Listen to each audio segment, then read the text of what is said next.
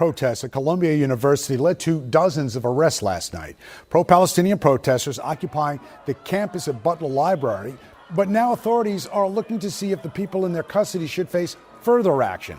Janice Yu has more from Morningside Heights. Columbia University limited access to its campus Thursday in light of the chaos that erupted the previous night.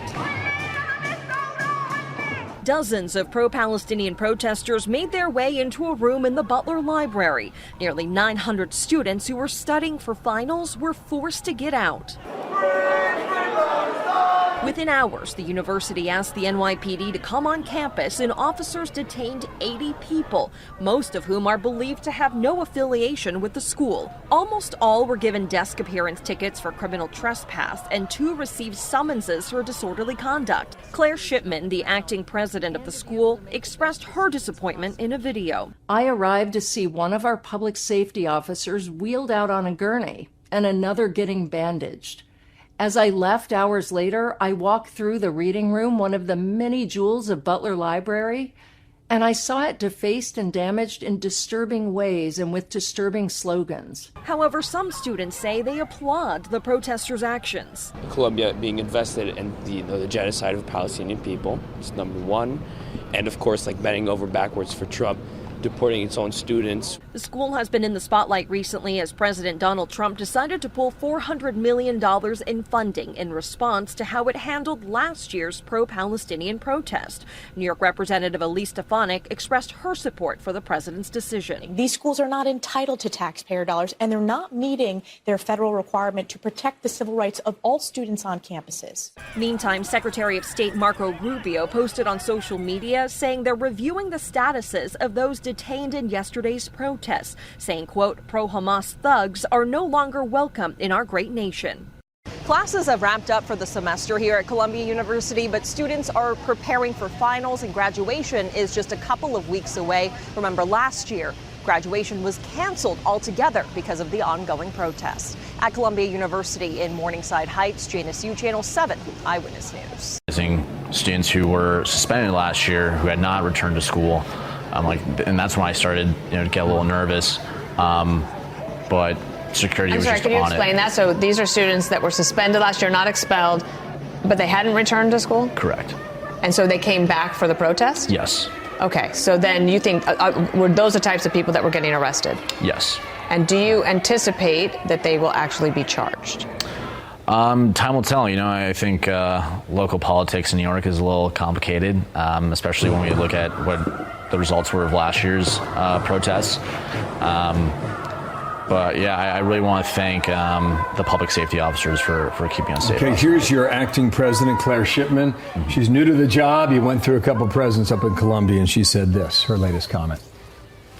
There's a line between legitimate protest and actions that endanger others and disrupt the fundamental work of the university. Today, that line was crossed, and I have confidence the disciplinary proceedings will reflect the severity of the actions. You were telling us before we came on the air, you like what she's doing thus far, correct on that? 100%. Listen, I've seen what real oppression looks like. I have flown missions in Afghanistan, Pakistan, Syria, Iraq, Yemen. Others are not freedom fighters. What they're doing is intimidating a specific group of students, and it is dangerous, and enough is enough. And she acted, I think, in the correct manner.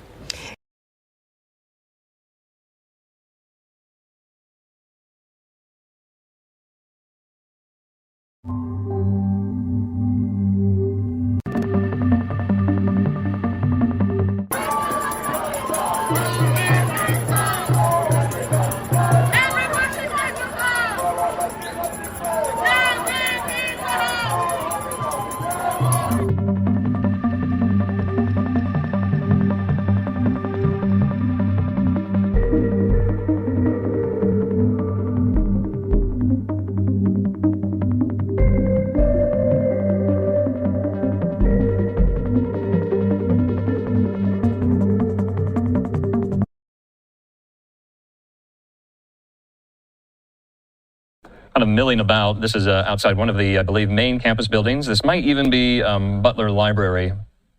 So in the meantime, just want to get you up to speed on what happened. Dozens of pro-Palestinian protesters stormed Columbia University's Butler Library interrupting students studying for exams and declaring the library a quote-unquote liberated zone here. So I want to put some of the video up from earlier this afternoon, and you can see the throng of protesters. So in the upper right-hand or left-hand of your screen, that is a live picture. In the lower right-hand of your screen, that is from about an hour ago. And you can see there kind of the melee that these protesters are causing. Now, Columbia University's public safety team responded by asking protesters for ID and warning of possible arrests for noncompliance while condemning the disruption of academic activities. So around 100 of them there you see stormed Butler Library on campus. That's video from Sky Fox in the lower right-hand of your screen. Linda Schmidt from Fox. Let's take this live yet again here. You see some of these NYPD officials coming out of the library. Okay, we have right here, look at some of these protesters. They are detained. Look at that. They have their hands behind them. Many of them, their faces obscured, many of them donning the traditional Palestinian headscarf, the keffiyeh. Remember, we don't know how many are students or how many are non-students, but you see there, the NYPD making progress. Take a look at that. After this kind of quasi-attempt at an occupation of a campus building on Columbia is underway. As we speak live right now, take a look at that. A lot of them their hands are kind of hog-tied behind them with those plastic ties there.